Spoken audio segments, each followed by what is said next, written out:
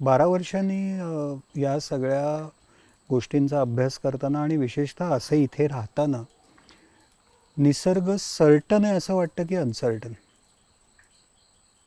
निसर्ग आहे ना, तो आपल्या आवाक्याच्या बाहेर आहे, जे आहे ते असं वाटतं.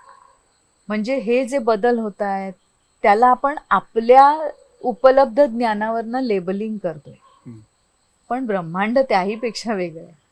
त्यामुळे ते त्याच्या गतीने आणि त्याच्या परिणामांना उत्तर म्हणून वागतंय, ज्याला आपण सर्टन अनसर्टन असं म्हणतो. की आपण एखादा म्हणतो की काय उगाचच चिडला माणूस, पण त्याला त्या चिडणाऱ्या माणसाकडे त्याचं लॉजिक असतं. तसं निसर्गाकडे निसर्गाचं लॉजिक आहे.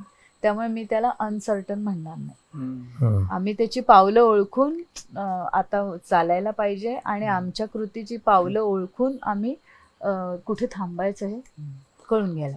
निसर्ग एका प्रचंड मोठ्या जलाशयासारखा आहे. आपण सारखीच दगडं मारतोय, मोठाले मोठाले धोंडे टाकतो आहोत आणि त्या रिपल्स आपल्याला कल्पना नाही की आपण एखाद्या मुंगीसारख्या होत्या जलाशयासमोर. त्यामुळे त्या रिपल्स जलाशयाच्या कंपॅरिझन मध्ये काहीच नाहीये. त्या उठतील, विरतील, पोटात मोठाला धोंडा तो साठवून घेईल, काही मिलीमीटरनी मायक्रोवेव्हनी त्याच्या पाण्याच्या पातळीत वाढ होईल वगैरे वगैरे वगैरे. पण आपण जर मुंगीसारखे जर त्याच्यासमोर असू तर ती रिपल आपल्याला झेपणारी आहे का? आपला अख्खं वारूळ घेऊन जाईल तो तरंग,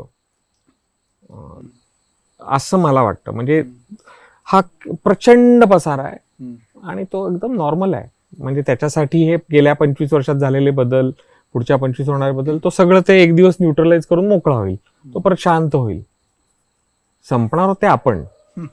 आणि थोडंसं आम्ही जी शेती करतोय ना, ती पर्यटन आणि शेती अशी आम्ही करतोय. त्यामुळे आम्हाला शेतीकडनं अवास्तव अपेक्षा नाही. मुळात निसर्ग जे 200 काय पट जास्त देतं, एका दाण्याला 200 दाणे येतात भाताच्या, तर 200 पट म्हणूया आपण. पण आम्हाला 20 लाख हवेत, ही आपली ग्रीड आहे, त्याला तो पुरा नाही पडत.